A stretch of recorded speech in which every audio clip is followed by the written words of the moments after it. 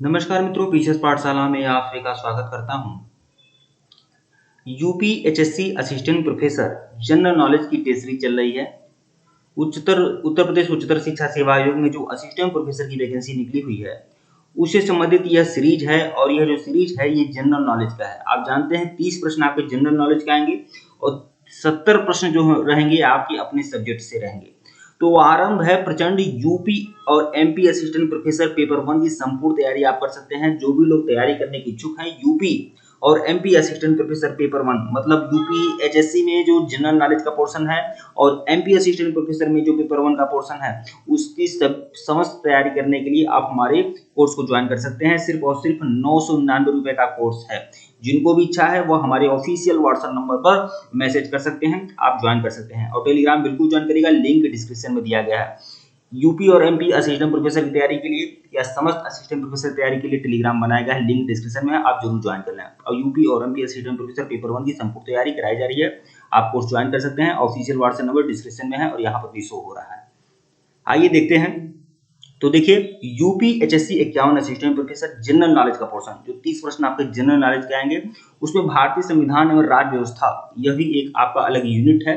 तो इससे संबंधित प्रश्नों को देखेंगे। और एक बात और आपको बता दो, पीसीएस पाठशाला एक ऐसा यूट्यूब चैनल है जो आप लोगों की 100% सिलेक्शन कराने के लिए प्रतिबद्ध है।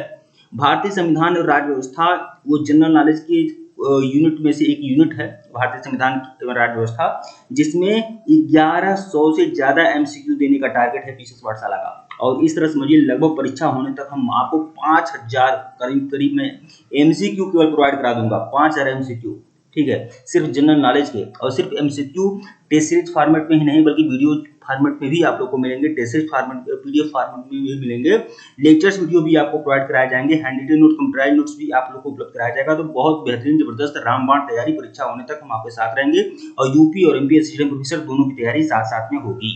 आइए शुरुआत करते हैं।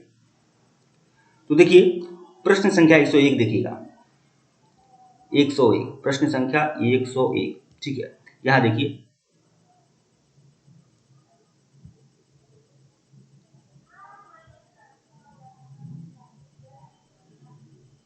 प्रश्न संख्या 101 देखिएगा। हाँ, तो लोकतांत्रिक संस्थाओं के विकास के लिए कौन सा कारक आवश्यक है? तो लोकतांत्रिक संस्थाओं के विकास के लिए कौन सा कारक आवश्यक है? पहला है सैन्य सेवा बल या फिर व्यक्तिगत अधिकारों के प्रति सम्मान या एक दलीय व्यवस्था या कृषि अर्थव्यवस्था। तो देखिए लोकतांत्रिक संस्थाओं के विकास के लिए कौन सा कारक आवश्यक है? तो व्यक्तिगत अधिकारों के प्रति सम्मान। तो विकल्प बी जो है वो आपका सही है। प्रश्न 102 देखिएगा, कौन से संविधान से राज्य नीति निर्देशक तत्व अपनाए गए हैं? तो कौन से संविधान से राज्य के नीति निर्देशक तत्व अपनाए गए हैं? अमेरिका के संविधान से या ब्रिटिश संविधान से, आयरिश संविधान से या फ्रांसीसी संविधान से? तो देखिए आयरिश संविधान से अपनाए गए हैं, ठीक है, आयरिश संविधान से अपनाए गए हैं। तो ये बात आप अच्छे से समझ लें, विकल्प सी जो होगा सही होगा। प्रश्न 103 देखिएगा, निम्नलिखित में से किस देश से भारतीय संविधान ने लिखित संविधान के रूप को प्राप्त किया है? तो भारतीय संविधान ने जो लिखित संविधान है, भारतीय संविधान ने संविधान को जो लिखित प्रारूप है यह किस देश से लिया है? तो यह लिया है यूएस से, संयुक्त राज्य अमेरिका से, ठीक है। किस देश से भारतीय संविधान ने लिखित संविधान के रूप को प्राप्त किया है? तो यूएसए से, यूएसए से मतलब संयुक्त राज्य अमेरिका से, ठीक है।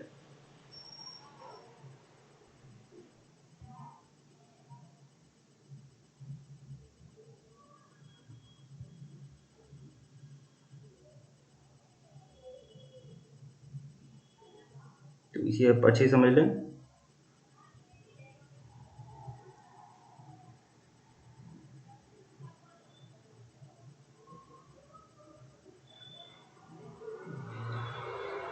प्रश्न 104 देखिएगा, भारत में संविधान की उद्देशिका में धर्मनिरपेक्ष शब्द कौन से संविधान में जोड़े गए थे? कौन से संविधान संशोधन द्वारा जोड़ा गया था धर्मनिरपेक्ष शब्द?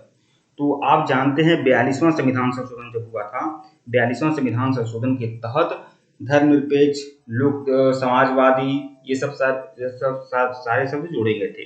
तो 42वां संविधान संशोधन के द्वारा, ठीक है। प्रश्न 105 लिखिएगा, प्रस्तावना की कौन सी विशेषता में कहा गया है कि किसी भी सह नागरिक के साथ गौर व्यवहार नहीं करना चाहिए?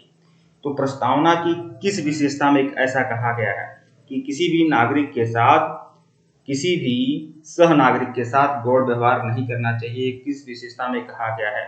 तो भाईचारे में, भाईचारे में। ठीक है, विकल्प डी जो है वो आपका सही है।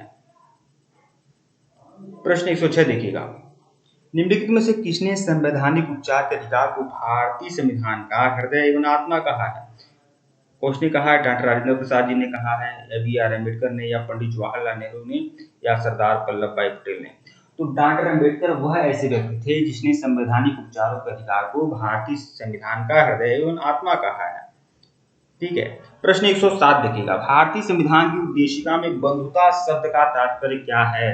अब बताइए, बंधुता शब्द का क्या तात्पर्य है? बताएं। मित्रता है क्या? राजत्व है क्या? प्यार मोहब्बत है या भाईचारा है? तो बिल्कुल भाईचारा है। ठीक है, बंधुता शब्द का तात्पर्य क्या है? भाईचारा है, विकल्प डी। प्रश्न 108 देखिएगा, भारत के संविधान के ऊपर सबसे अधिक प्रभाव निम्नलिखित में से किसका माना जाता है? तो भारत के संविधान में सबसे अधिक प्रभाव किसका माना जाता है? यूएस के संविधान का, या सोवियत रूस के संविधान का, या ब्रिटिश संविधान का, कि भारत सरकार अधिनियम 1935? तो आपको बता दें, भारत का जो संविधान लिखा गया है ना, उसका 2/3 हिस्सा, 2/3 हिस्सा सीधे भारत सरकार अधिनियम 1935 से प्रेरित है। ठीक है, 3 में से 2 हिस्सा केवल भारत सरकार अधिनियम 1935 का ही काफी है। तो भारत का संविधान जो है सबसे अधिक प्रभाव किससे लिया है? तो भारत सरकार अधिनियम 1935। तो विकल्प डी जो है वो आपका सही है। प्रश्न 109 देखिएगा,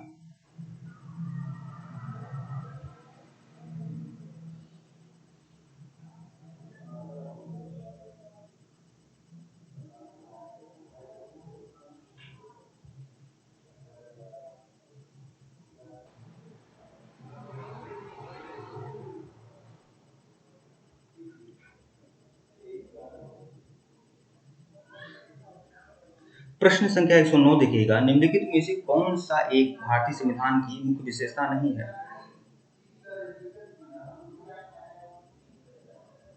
भारतीय संविधान की मुख्य विशेषता नहीं है अर्धसंघीय, या शक्ति का पृथक्करण, या मौलिक अधिकार, या अल्पतंत्र? तो भारतीय संविधान की क्या विशेषता नहीं है? वह है अल्पतंत्र। अल्पतंत्र जो है भारतीय संविधान की विशेषता नहीं है। प्रश्न 110 देखिएगा, इनमें से कौन भारत को एक सेकुलर राज्य के रूप में वर्णित करता है? इनमें से कौन भारत को एक सेकुलर राज्य के रूप में वर्णित करता है? तो सेकुलर राज्य के रूप में कौन वर्णित करता है? तो प्रस्तावना। प्रस्तावना जो है सेकुलर राज्य के रूप में भारत को वर्णित करता है, क्योंकि प्रस्तावना में ही कहा गया है कि भारत एक क्या है? धर्मनिरपेक्ष राज्य। तो विकल्प बी जो है वो आपका क्या होगा? सही होगा। प्रश्न 111 देखिएगा, निम्नलिखित में से कौन सा शब्द भारतीय संविधान की उद्देशिका में नहीं लिखा गया है? भारतीय संविधान की उद्देशिका में क्या नहीं है ये आपको बताना है। तो सबको संपन्न तो है, बिल्कुल, समाजवादी भी है, धर्मनिरपेक्ष भी है, क्या नहीं है? तो साम्यवादी नहीं है। एक बात और कहना चाहूंगा आप लोगों से कि टेलीग्राम बिल्कुल ज्वाइन करिएगा, लिंक डिस्क्रिप्शन में दिया गया है, और इसके पहले का वीडियो नहीं देखे हैं तो प्लेलिस्ट में जाइएगा। ठीक है, UPHSC GS polity test series के नाम से प्लेलिस्ट बनी हुई है, प्लेलिस्ट में जाइएगा और सभी वीडियो देखिएगा। यह टेस्ट सीरीज संख्या 7 है। ठीक है, यह ध्यान रखिएगा। प्रश्न संख्या 112 देखिएगा, भारतीय संविधान में एकल नागरिकता की अवधारणा किस देश से ली गई है? तो एकल नागरिकता की अवधारणा किस देश से ली गई है भारतीय संविधान में? तो इंग्लैंड के संविधान से ली गई है। विकल्प डी जो है वो आपका सही है। प्रश्न 113 देखिएगा, भारत में एकल नागरिकता की अवधारणा निम्नलिखित में से किस देश से लिया गया है? तो किस देश से लिया गया है? इंग्लैंड के संविधान से लिया गया है। विकल्प डी। प्रश्न 114 देखिएगा, नागरिकता निम्नलिखित में से किस विधि द्वारा प्राप्त की जा सकती है? नागरिकता जो है किस विधि द्वारा प्राप्त की जा सकती है? तो जन्म द्वारा, बिल्कुल, जन्म द्वारा नागरिकता प्राप्त की जाती है, अनुमानसिकता के द्वारा भी, और पंजीयन के द्वारा भी। ठीक है, तो यह तीनों बातें सही है। अनुरोध द्वारा ऐसा तो नहीं है। तो 1 2 3 मतलब विकल्प बी जो है वो आपका सही है। प्रश्न 115 देखिएगा, भारतीय संविधान की प्रस्तावना में उल्लेखित न्याय को किस रूप में स्वीकार किया जाता है? भारतीय संविधान में जो न्याय है उसको किस रूप में स्वीकार किया जाता है? तो राजनीतिक न्याय, आर्थिक न्याय, सामाजिक न्याय, सभी विकल्प सही है।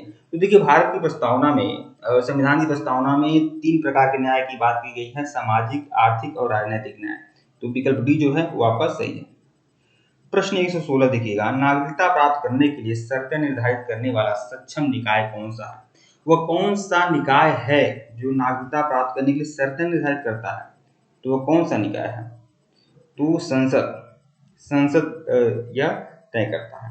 इसमें विधानसभा दिया है, विधानसभा नहीं तय करता है, सिर्फ और सिर्फ संसद तय करता है।